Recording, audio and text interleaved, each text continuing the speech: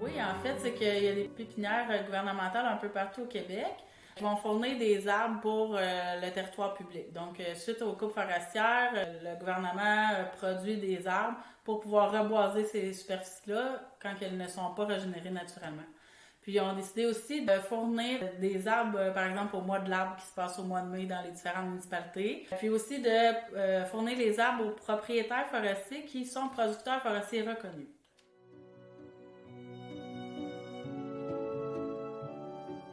Pour devenir producteur forestier reconnu, il y a certaines conditions, dont avoir au moins 4 hectares de superficie forestière ou à vocation forestière. C'est-à-dire un agriculteur, par exemple, qui a une coulée agricole non accessible, puis qui pourrait se prêter au reboisement. Si elle a 4 hectares, il peut devenir producteur forestier.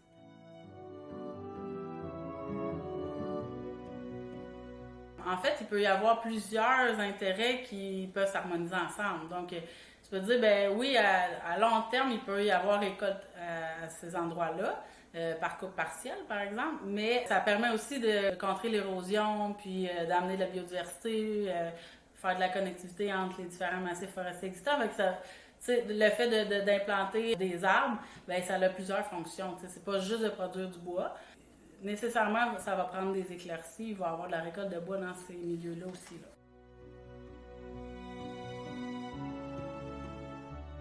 L'objectif primaire, c'est ça, sauf que ça l'empêche pas de planter, puis on n'est pas obligé de rendre des comptes au bout de 50 ans pour prouver au gouvernement qu'on a coupé ces arbres-là ou non. Là. Donc, il n'y a pas d'enjeu à ce niveau-là, finalement. Donc, si tu as 4 hectares de superficie forestière ou à vocation forestière, tu peux être admissible à être producteur forestier reconnu. Et ce que ça prend de plus, c'est un plan d'aménagement forestier réalisé par un ingénieur forestier.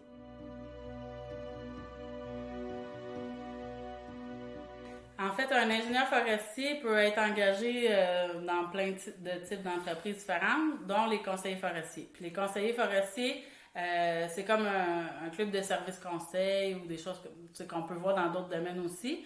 Puis, il y a aussi les conseillers forestiers accrédités, qu'on appelle, qui sont accrédités par des agences de mise en valeur des forêts privées au Québec. Puis ces agences-là, en fait, sont les représentants du ministère. Puis, ils vont accréditer des ingénieurs forestiers ou des conseillers forestiers pour administrer les différents programmes d'aide pour les propriétaires de forêts privées. Quand tu es accrédité, ça permet à un client d'avoir accès à plus d'avantages qu'un conseiller qui n'est pas accrédité dans une région. Les conseillers forestiers, oui. Là-dedans, il y a les groupements forestiers puis il y a les conseillers forestiers. Oui. Donc, mais les deux engagent des ingénieurs oui. Qui, eux, te font un plan d'aménagement. Oui.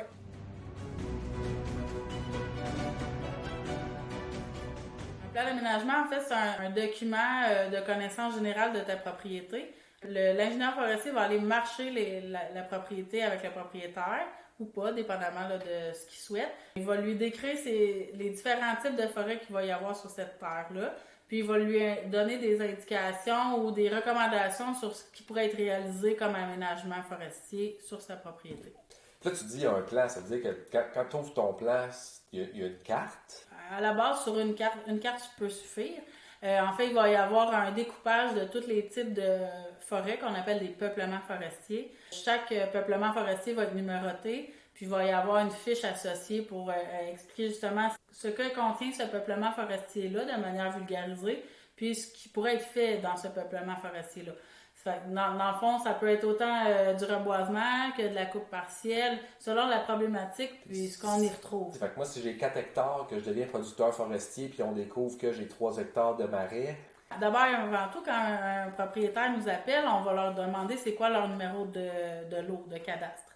Nous, on peut déjà voir s'ils peuvent être admissibles ou pas à être producteurs forestiers. Donc, on va tout de suite faire le découpage. Est-ce qu'il y a au moins 4 hectares forestiers ou à vocation forestière à l'aide des cartes disponibles?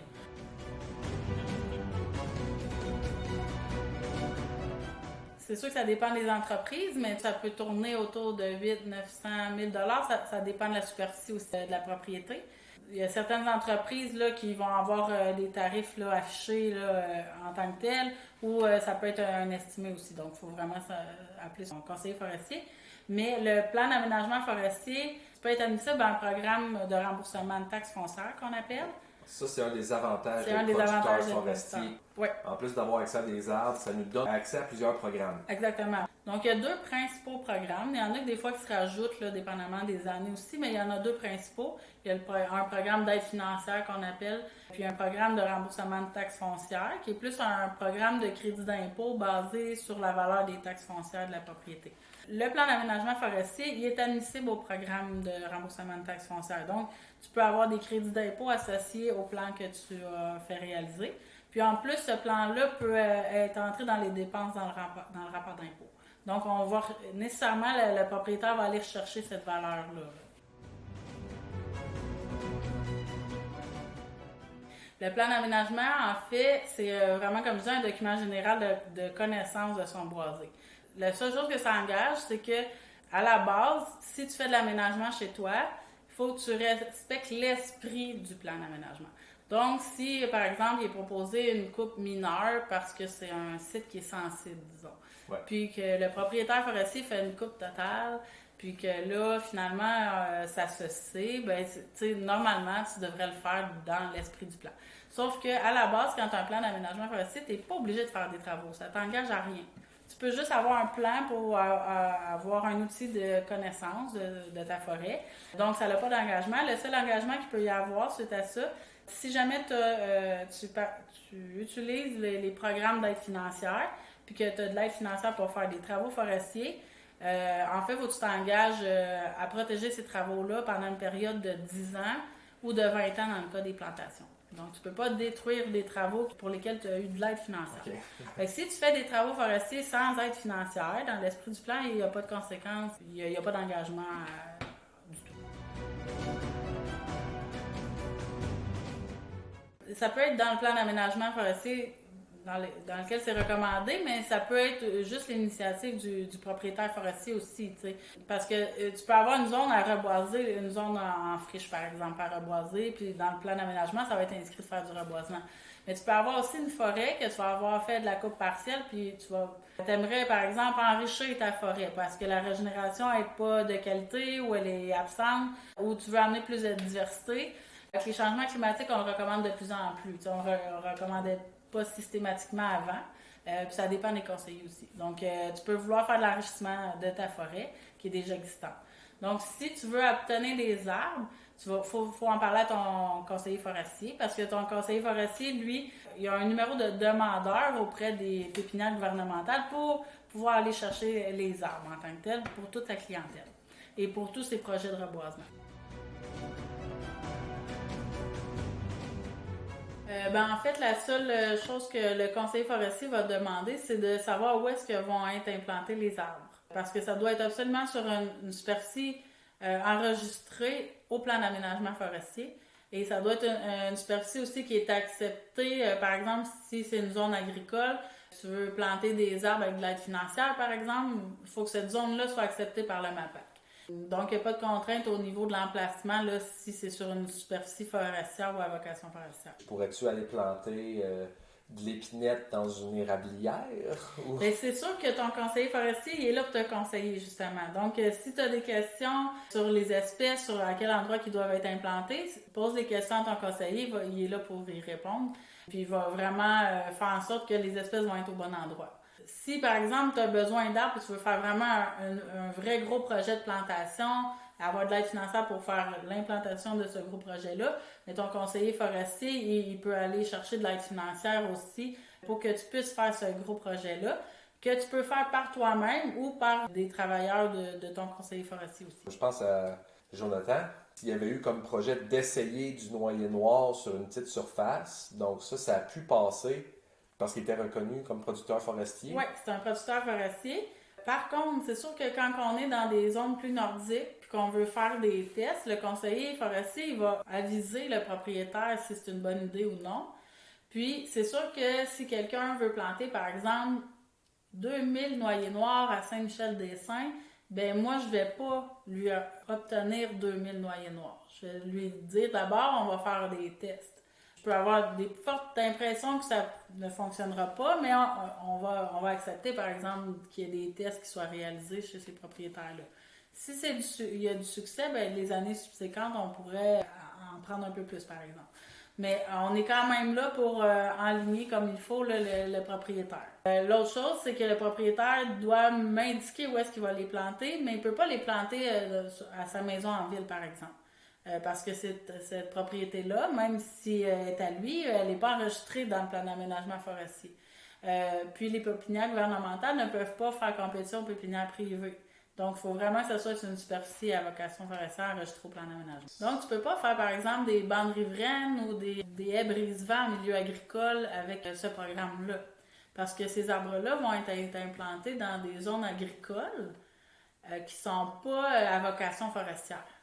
Fait que même chose avec du noyer en intercalaire. Je pourrais pas décider de mettre du noyer parce que c'est pas une superficie forestière. Le but premier n'est pas la production de bois, même s'il peut y avoir d'autres intérêts aussi.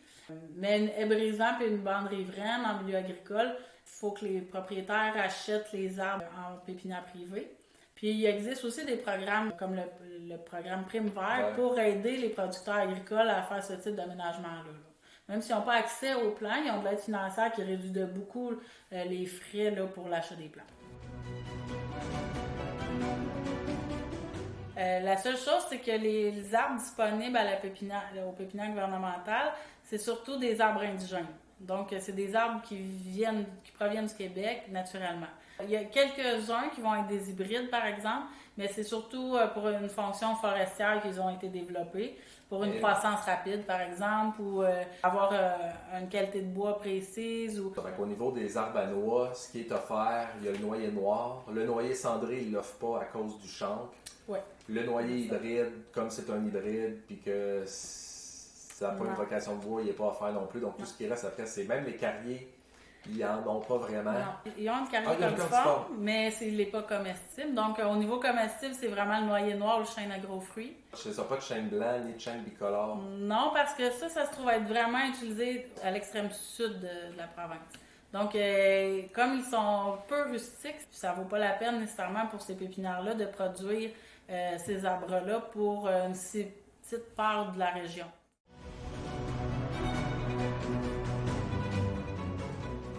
Bien, en fait, ça va dépendre là, de l'entreprise. Il y en a qui vont charger des frais d'administration, de gestion, de transport et tout. Il y en a qui vont l'intégrer dans d'autres frais. Donc, ça va vraiment dépendre de ton conseiller. Mais en fait, les arbres sont produits gratuitement à la base. Donc, c'est vraiment les frais supplémentaires. Les entreprises ne peuvent pas faire de l'argent là-dessus. Ils vont vraiment charger le temps ou l'argent qu'ils ont dû mettre là, pour obtenir ces arbres-là.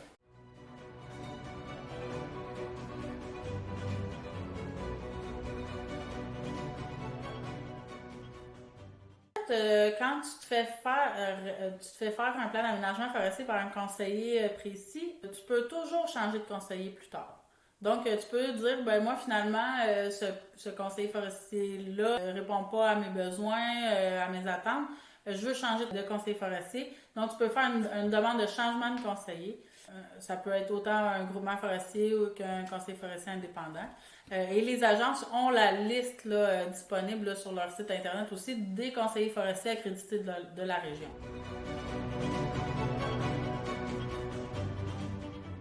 Ce qui serait le plus fiable pour avoir une bonne liste des conseillers forestiers accrédités, c'est d'inscrire l'agence de sa région. Donc, on peut inscrire Agence forestière Montérégie, par exemple, Agence forestière Chaque région a une agence forestière. Oui, absolument. Eux, sur leur site web, là, ils ont toujours la liste de leurs conseillers forestiers qu'ils ont accrédités dans la région.